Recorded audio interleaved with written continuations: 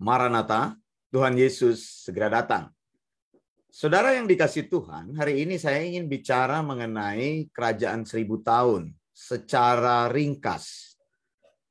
Nah, ada orang-orang yang bertanya kepada saya atau mendebat hal ini bahwa sebenarnya kerajaan 1000 tahun itu yang disebut-sebut oleh Alkitab di dalam Wahyu pasal 20 ayat 1-6 itu adalah kerajaan yang bersifat figuratif. Dalam Facebook saya ada orang-orang yang menuliskan komentar mereka, ketidaksetujuan mereka terkait dengan penafsiran yang saya gunakan bahwa kerajaan 1000 tahun yang disebutkan di dalam Wahyu 20 ayat 1 sampai dengan ayat yang ke-6 itu bersifat literal. Bahwa kerajaan 1000 tahun itu akan terjadi secara fisikal. Lalu mereka katakan tidak mungkin bahwa angka 1000 tahun ini adalah sebuah angka figuratif. Angka 1000 tahun ini adalah angka yang sebenarnya tidak nyata begitu. Jadi mereka menganut penafsiran yang disebut dengan penafsiran alegori. Nah, di dalam menafsirkan kitab Wahyu saya menggunakan pendekatan bahwa Alkitab itu harus ditafsir secara literal. Apakah penafsiran secara literal itu membuang simbol-simbol atau membuang segala bentuk-bentuk figuratif di dalam kitab Wahyu? Tentu saja tidak. Tetapi bentuk-bentuk simbol di dalam penafsiran kitab Wahyu digunakan untuk menafsir secara literal. Saudara yang dikasihi Tuhan, bahwa kitab Wahyu itu adalah kitab yang apokaliptis. Sifatnya itu nubuat, bukan sesuatu yang sudah terjadi seperti pendapat dari post-millennialism. Mereka tidak percaya akan kerajaan 1000 tahun. Jadi mereka katakan kerajaan 1000 tahun itu sudah terjadi saat ini. Sebenarnya ada kekacauan pandangan antara postmilenialisme dan amilenialisme. Amilenialisme jelas-jelas tidak mengakui tentang kerajaan 1000 tahun. Sehingga mereka katakan bahwa kerajaan 1000 tahun itu sudah berlangsung sejak kematian Kristus dan sampai waktu yang tidak ditentukan. Lihat, waktunya tidak jelas di sini dalam tafsiran amilenialis. Saya sudah katakan dan tuliskan hal ini. Amilenialis itu adalah paham yang mengajarkan mereka tidak percaya akan kerajaan 1000 tahun itu. Jadi menurut mereka iblis diikat itu sudah terjadi saat Yesus mati di kayu salib. Nah, sementara post-millennialism itu mereka mengatakan terjadi apa yang dinamakan replacement teologi atau dominion teologi, bahwa orang Kristen menggantikan Israel. Nah, saya tidak setuju ini. Di dalam penafsiran premilenialis ada dua entitas yang diakui, bahwa kita mengakui entitas gereja adalah sebuah entitas tersendiri dan orang Israel adalah sebuah entitas tersendiri. Allah menebus orang Israel dengan caranya sendiri dan Allah menebus gereja Tuhan dengan caranya sendiri. Dan ini menimbulkan sebuah penafsiran bahwa rapture itu adalah untuk gereja Tuhan, lalu kerajaan 1000 tahun itu untuk orang Israel. Nah, saudara yang dikasihi Tuhan, di dalam Wahyu 20 ayat 1-6 memang berbicara tentang kerajaan 1000 tahun. Dan banyak orang di sini mengalami ketidaksetujuan seperti yang sudah saya sampaikan tadi. Sehingga bidang-bidang atau ilmu teologi terbagi akan pengajaran-pengajaran berdasarkan tafsiran kerajaan 1000 tahun.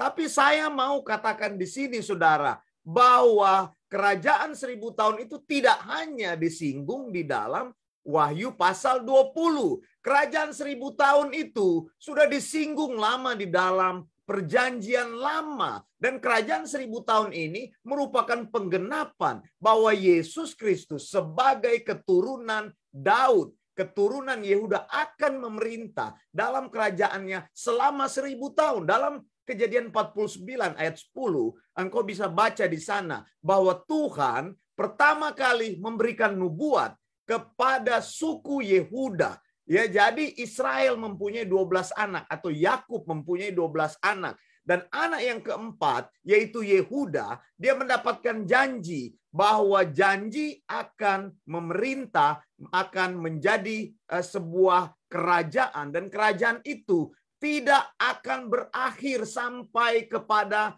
kesudahan zaman. Saudara, memang ini digenapi ketika sejarah terjadi. Raja Israel yang pertama justru tidak muncul dari orang Yehuda. Munculnya dari suku Benyamin. Suku yang terakhir. Anak dari Yakub yang paling bungsu yang bernama Benyamin. Dan suku Benyamin ini melahirkan orang yang namanya Saul. Yang kelak memimpin raja atau kerajaan Israel yang bersatu, United Kingdom Israel, begitu ya. Tapi saudara, ini bukan merupakan kehendak Tuhan. Karena apa? Karena kehendak Tuhan sesuai dengan Kejadian 49 ayat 10 tersebut dinyatakan bahwa yang akan memegang tongkat kerajaan adalah Yehuda. Kemudian janji tersebut ditegakkan Tuhan bersama dengan Daud di dalam 2 Samuel 7 ayat 16. Tuhan memberikan janji yang bernama Davidic Covenant, ya. Davidic Covenant ini adalah perjanjian Daud, perjanjian yang bersifat kekal, yang tidak memerlukan ketaatan manusia. Perjanjian ini dibuat antara Allah dan manusia, tapi perjanjian ini memenuhi penggenapannya dari pihak Allah. Artinya Allah sendiri yang melakukan perjanjian ini dan tidak memerlukan ketaatan manusia. Itu sebabnya perjanjian ini disebut perjanjian tanpa syarat, perjanjian yang kekal. Di situ dikatakan, Tuhan mengatakan kepada Daud, keluargamu akan tetap di hadapanku, kerajaanmu akan tetap selama-lamanya, dan tahta kerajaan itu tidak akan bergeser dari kerajaan Daud. Saudara, di sini kembali lagi nubuat Alkitab ditegakkan kepada Yehuda. Yang pertama, Yehuda akan memegang tongkat kerajaan selama-lamanya. Kemudian kerajaan Daud. Daud adalah dari suku Yehuda yang Tuhan katakan bahwa Tuhan memilih Daud bukan karena kebaikan Daud, tetapi karena kasih karunia Daud. Tuhan mengambil Daud dari seorang pengembala,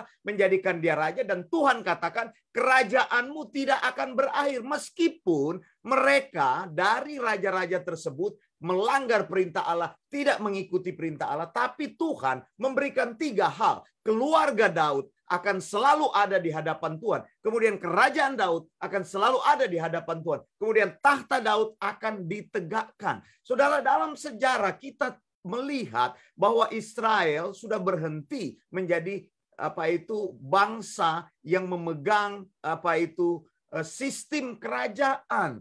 Sejak orang Israel mengalami tawanan demi tawanan, Israel dibuang ke Babel, kemudian dari Babel diganti kepada Media dan Persia, lalu diganti kepada Yunani, lalu diganti kepada Romawi, maka orang Israel tidak lagi melihat mereka menjadi satu bangsa yang memegang tongkat kerajaan, menjadi satu bangsa kerajaan, tetapi mereka berada di bawah penundukan bangsa lain. Sampai hari ini kita melihat bahwa orang Israel adalah sebuah bangsa yang dipimpin oleh Perdana Menteri, bukan kerajaan. Saudara yang dikasih Tuhan, apakah Tuhan dengan janjinya sudah berubah? Saya katakan tidak.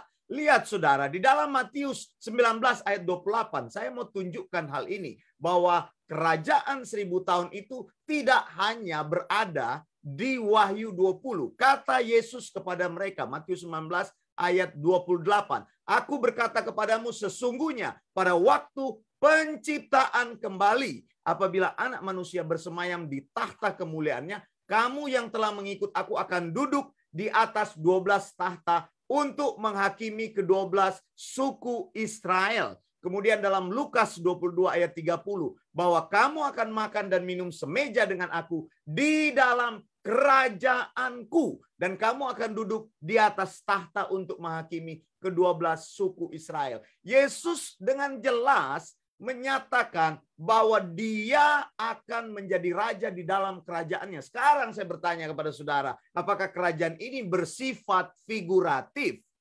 Apakah kerajaan ini bersifat rohani? Apakah kerajaan ini tidak benar-benar terjadi?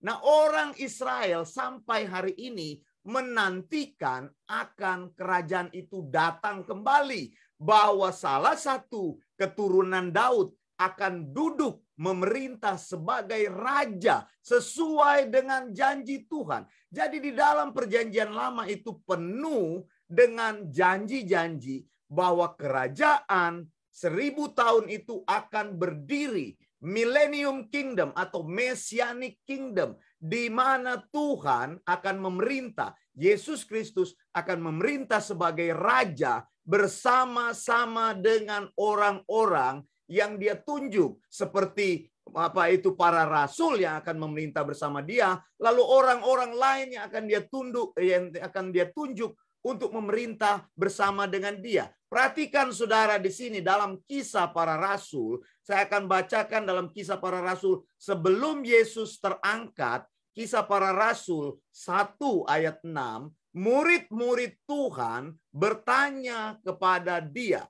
Maka bertanyalah mereka yang berkumpul di situ, Tuhan, maukah engkau pada masa ini memulihkan kerajaan bagi Israel? Jadi saya mau katakan akan ada pemulihan bagi bangsa Israel. Karena Tuhan akan menyelamatkan mereka di saat dan di waktu yang tepat. Saat ini kalau kita mempelajari nubuatan Daniel, 70 minggu Daniel, bahwa orang Israel saat ini waktunya berhenti. Tuhan bekerja untuk gereja saat ini. Dan saat nanti di masa tribulasi, maka gereja itu sebelum memasuki masa tribulasi, gereja akan terangkat dalam rapture. Kemudian di masa tribulasi itu, waktu orang Israel akan berjalan kembali. Mengapa? Karena Tuhan ingin menyelamatkan bangsa Israel. Makanya di dalam masa tribulasi kita membaca terjadi sebuah penyelamatan yang besar-besaran. Terjadi sebuah semacam penuaian jiwa yang besar-besaran. Tetapi Roh Kudus tidak lagi berdiam di dalam diri manusia saat itu. Jadi di saat itu ada keselamatan yang terjadi. Tapi fokus Tuhan adalah untuk menyelamatkan orang Israel. Kemudian akan mendirikan kembali kerajaan 1000 tahun. Jelas di dalam Kisah Rasul 1 ayat 6. Tuhan, maukah engkau pada masa ini memulihkan kerajaan bagi Israel? Jadi kerajaan ini disinggung-singgung sudah di dalam perjanjian lama, bukan hanya di dalam Wahyu 20. Kita tidak menggunakan satu ayat untuk menafsir ayat yang lain. Itu sebabnya saya percaya kerajaan 1000 tahun akan terjadi secara literal. Kerajaan 1000 tahun itu merupakan kerajaan secara fisik dan diucapkan dengan angka yang jelas 1000 tahun. Sebelum kerajaan 1000 tahun berdiri, iblis akan diikat selama 1000 tahun di lubang jurang maut, gitu ya. Itu Alkitab katakan Wahyu 20 ayat 1.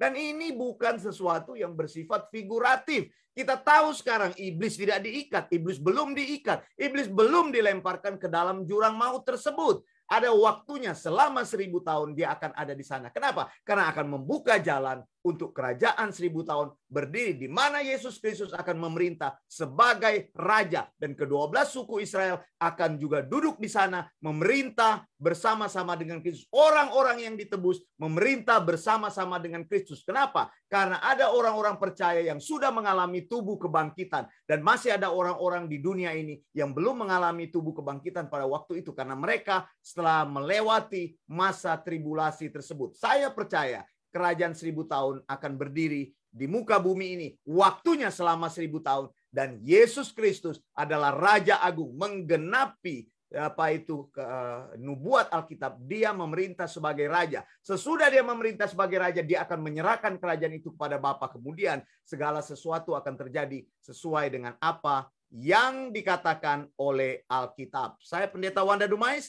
dari BIC Sydney, Australia, dan Eleos Theological School. Maranatha, Tuhan Yesus segera datang. Blessings.